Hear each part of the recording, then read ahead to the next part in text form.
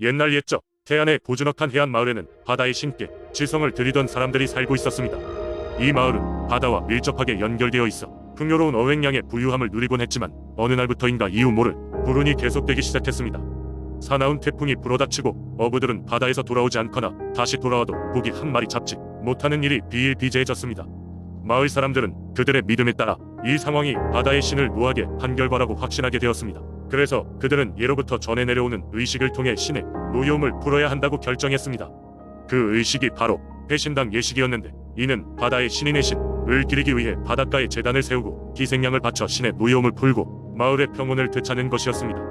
그 중에서도 가장 유명한 이야기가 있는데, 바로 마을에서 가장 칭송받던 인어와 바다의 신 사이에 얽힌 이야기입니다. 전설에 따르면 그 인어는 하늘 아래 제일 가는 미모를 지녔으며 바닷속 깊은 곳에서 조용히 사람들의 삶을 관찰하며 그들을 도와주는 일을 해왔다고 합니다.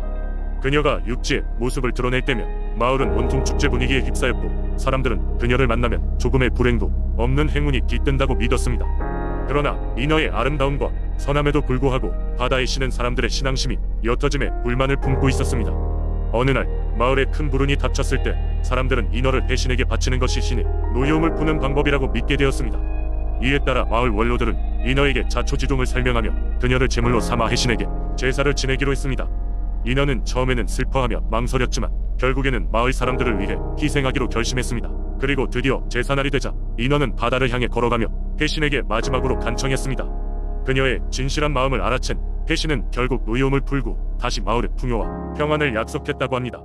그 후로도 이 마을에서는 매년 인어를 기리며 해신당에서 축제를 열었고, 이는 마을을 지키던 중요한 전통으로 자리잡게 되었습니다. 사람들은 인어의 희생을 기리며 그녀의 아름다움과 선행을 오래도록 기억하였고, 신의 은혜와 자연의 조화에 감사하는 마음을 더욱 깊이 간직하게 되었다고 전해집니다. 이는 태안의 해신당 전설로 오늘날까지 전해지고 있으며 지역 주민들에게 깊은 의미를 주는 이야기가 되었습니다. 두 번째 이야기, 옛날 옛적 한반도 남쪽에 자리한 거제도라는 아름다운 섬이 있었다. 이 섬은 사방이 푸른 바다로 둘러싸여 있어 어업이 주요 생업이었고, 태풍과 같은 자연재해도 적지 않게 찾아왔다. 이곳에 사는 사람들은 바다를 생계의 터전으로 삼았지만 그만큼 바다에 대한 경외심 또한 깊었다. 거제도의 주민들은 오랜 세월 동안 바다의 신, 즉 용신을 숭배하였다. 그들은 용신이 바닷물을 다스리며 해류와 날씨를 주관하며 어부들의 안전을 수호한다고 믿었다. 용신은 거제도의 바다 깊숙한 곳에 산다고 전해졌다. 어느 해 거제도에서는 유난히 고기잡이가 어려웠다. 무슨 이유에선지 어장은 텅 비었고 바다에는 조용한 기운만이 감돌았다. 이에 마을 어부들은 깊은 고민에 빠졌다. 항구에는 어두운 그늘이 드리웠고 사람들은 점점 희망을 잃어갔다. 그때 마을에서 가장 나이 많고 경험 많은 어부가 용기를 내어 말했다. 우리는 용신께 참배하여 우리의 어려움을 풀어야 하오. 우리 조상들이 그러했듯 용신께 우리의 간절함을 전할 시간이야. 주민들은 그의 말에 귀를 기울였고 어부들은 방향을 잡아 나아갔다. 그들은 깨끗한 옷을 갈아입고 정성을 담은 음식을 준비했다. 그리고 마을의 모든 사람이 참여하여 전통 의식에 따라 용신을 기리며 조심스레 제사를 지냈다. 바다를 향해 용신께 울림 있는 목소리로 그들의 어려움을 전했고, 어부들과 가족들은 가슴속 깊이 간직한 소망을 빌었다. 제사가 끝난 다음날 바다는 새벽빛을 맞으며 눈부시게 반짝였다. 어부들이 신기한 광경을 목도한 것은 그날 오후였다. 그들이 바다에 나가자마자 수면 아래에서 거대한 물고기 떼가 나타나 마치 다들 그들을 기다리듯 어선 주변으로 몰려들었다. 마을에는 곧 웃음소리와 생기가 돌기 시작했다. 어부들은 전에 없던 대어를 잡았고 항구에는 활기가 넘쳤다. 모두들 용신께서 마을의 기도를 들어주셨다고 믿었으며 그 사건 이후 거제도의 주민들은 용신을 더 깊은 정성으로 섬겼다. 이제도 매년 특정한 날이 되면 거제도의 어부들은 용신을 기리는 제사를 지낸다. 그들은 바다와 자연에 대한 경외심을 잃지 않은 채 늘 감사한 마음으로 바다를 바라보며 살아가고 있다. 이로 인해 거제도는 비록 작은 섬이지만 주민들의 마음과 신앙으로 빛나는 곳이 되었다. 세 번째 이야기, 옛날 옛적 괴산의 깊고 울창한 숲속에는 마을 사람들만이 아는 신비로운 전설이 내려오고 있었다. 그 숲은 단순히 나무와 동물들로만 가득 찬 곳이 아니었다.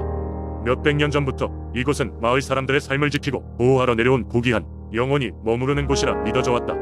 이 수호자는 산의 귀신이라 불리며 어린 시절부터 각종 이야기로 들으며 자란 아이들은 숲을 두려워하면서도 은근히 경외심을 가지고 있었다. 어느 날 염전 마을에 새로 이사온 한 여자아이 수연은 산의 귀신에 관한 이야기를 우연히 듣게 되었다. 도시에서 자라온 그녀에게 그저 미신에 불과한 이야기였지만 점차 동료 친구들 사이에서 숲 구석구석에 숨어있는 비밀을 탐험하자고 설득당했다. 호기심 왕성한 그녀는 결국 결정을 내리고 친구들과 함께 숲으로 향하기로 했다. 아이들은 장비를 챙겨 들고 조심스럽게 숲으로 들어갔다. 그들이 본 것은 자연의 신비로움이었다. 나무 사이로 따사롭게 내려오는 햇빛, 바람에 나부끼는 가지와 잎사귀 소리, 그리고 멀리서 들려오는 새들의 지저귀는 아이들의 상상력을 자극하기에 충분했다. 숲 가운데쯤에 이르렀을 때 어느 순간 아이들은 길을 잃었다. 다급해진 그들은 서로를 보며 이제 어떻게 해야 할지 고민하기 시작했다. 그때 가장 용감한 친구 정찬이가 조심스럽게 말했다. 전설 속에 따르면 길을 잃은 자가 산에 귀신을 찾게 되면 안전하게 돌아갈 수 있다고 했던 것 같아. 그들이 의논을 이어갈 때 갑자기 정적을 깨고 공기의 흐름이 바뀌었다. 마치 숲 자체가 숨을 참은 듯한 느낌이 들었다. 아이들은 그들의 주변에서 알 수 없는 따뜻한 기운을 느꼈고 앞에 펼쳐진 나무들 사이에서 뚜렷한 형체가 보이기 시작했다. 그것은 바로 수호자, 산의 귀신이었다. 수호자는 잔잔한 미소와 함께 아이들에게 무언의 메시지를 전했다. 그의 눈동자는 산과 자연의 연결고리, 사랑과 연대감을 나타내는 듯했다. 아이들은 놀랍고 떨리는 마음으로 수호자의 인도를 받아 조금 전 잃어버린 길을 되찾을 수 있었다. 수호자의 존재는 아이들에게 단지 무섭고 신비로운 전설에만 머무르는 것이 아니었다. 그것은 보호와 사랑, 그리고 공동체에 대한 깊은 교훈을 전해주는 존재였다. 그날 이후로 수영과 친구들은 그 경험을 통해 자연과 사람 사이의 깊은 연결을 더욱 소중히 여기게 되었고, 매년 봄마다 숲을 찾아가 그곳의 생명과 다시 연결되곤 했다. 그리고 수호자의 존재는 마을 전체에도 전달되어 괴산 마을 사람들은 더욱 자연을 아끼고 사랑하게 되었다고 한다. 네 번째 이야기. 옛날 옛적 고성 지방의 바닷가 마을에는 신비로운 전설이 내려오고 있었습니다. 그곳 사람들은 용신이라 불리는 바다의 신이 자신들의 마을을 지켜주고 있다고 믿고 있었습니다. 이 전설은 고성 바다의 깊은 심연에서 시작되었습니다. 어느 날 마을의 한 어부가 평소와 같이 바다로 나가 고기잡이를 하고 있었습니다. 하지만 그날은 유독 파도가 높고 바람이 거세게 불어왔습니다. 어부는 집으로 돌아가고 싶었지만 이미 멀리 나왔기에 되돌아가기가 쉽지 않았습니다. 그러던 중 그가 탄 배는 큰 파도에 휩쓸려 전복되고 말았습니다. 어부는 바다에 빠져 정신을 잃고 말았습니다. 얼마의 시간이 지났을까요? 어부는 기묘한 느낌에 정신을 차렸습니다. 자신은 바다 속 깊은 곳에 있었고 놀랍게도 숨을 쉴 수 있었습니다. 더욱 놀라운 것은 눈앞에 펼쳐진 광경이었습니다. 수많은 물고기들이 춤을 추고 있었고 그 한가운데에는 거대한 용 한 마리가 위험있게 자리 잡고 있었습니다. 그 용은 바로 고성 사람들 사이에서 전해져 오는 바다의 용신이었습니다. 용신은 어부를 향해 다가와 나지막히 말했습니다. 인간이여, 나의 영역에 오게 된 것을 환영하오. 나는 이 바다의 수호자 용신이오. 어부는 두려움에 몸을 떨었으나 용신의 눈빛은 따뜻함을 띠고 있었습니다. 용신은 이렇게 계속했습니다. 너는 용감한 어부이니 나는 너를 이 바다의 친구로 삼고 싶소. 내가 너를 살려줄 것이니 너는 나에게 보답할 필요가 없소. 대신 내가 필요할 때 너의 용기를 빌릴 수 있도록 하기를 바라오. 어부는 용신의 제안을 받아들였고 순식간에 다시 바닷가 마을로 되돌아왔습니다. 마을 사람들은 어부가 무사히 돌아온 것을 보고 놀라움을 감추지 못했습니다. 어부는 자신이 겪은 일을 모두에게 이야기했고 그때부터 마을 사람들은 더욱 정성껏 용신을 숭배하게 되었습니다. 해마다 마을에서는 용신에게 감사의 뜻을 전하기 위해 바다에 제사를 지냈습니다. 그 이후로 마을은 큰 풍랑 없이 평온한 날씨를 이어갔으며 어부들은 풍부한 어획량을 자랑하게 되었습니다. 마을 사람들은 여전히 용신의 전설을 대대손손 전하였고 용신에 대한 믿음은 오늘날까지도 계속 이어져 내려오고 있습니다. 이렇게 고성 사람들에게 용신은 단지 전설 이상의 존재, 그들 삶의 일부분으로 자리 잡고 있었습니다. 용신의 이야기는 바닷가 마을 평화와 번영을 상징하며 인내와 용기의 가치를 다시금 일깨워주는 소중한 교훈이 되었습니다. 고성에서는 지금도 바다에 나가기 전 어부들이 용신에게 안전과 풍어를 기원하는 작은 의식을 치르곤 합니다. 다섯 번째 이야기. 옛날 옛적 산으로 둘러싸인 아름다운 마을 화천에는 한 신비로운 전설이 전해 내려오고 있었다. 그 전설은 마을 북쪽 큰 바위에 깃든 한 영혼에 관한 이야기였다. 화천 사람들은 그 바위를 눈물의 바위라 불렀다.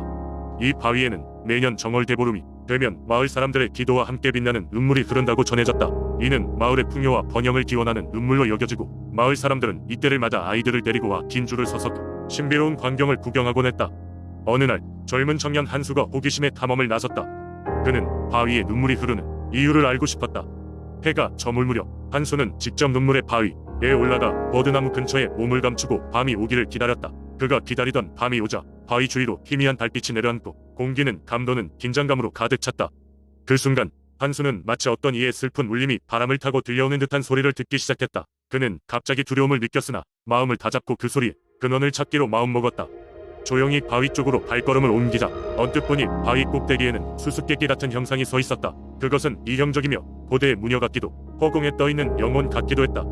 그 영혼은 길고 은백색의 옷을 휘날리며 눈물을 흘리고 있었다. 마침내 한수는 정확히 알게 되었다. 바위의 눈물은 이 영혼의 눈물이었으며 그녀는 오래전에 이 마을을 떠나 사랑하는 이를 기다리던 무녀라는 것을. 전설에 의하면 무녀는 이 마을을 지키기 위해 자신의 영혼을 기꺼이 바위에 묶었다고 한다. 한수는 그 영혼에게 다가가 조용히 물었다.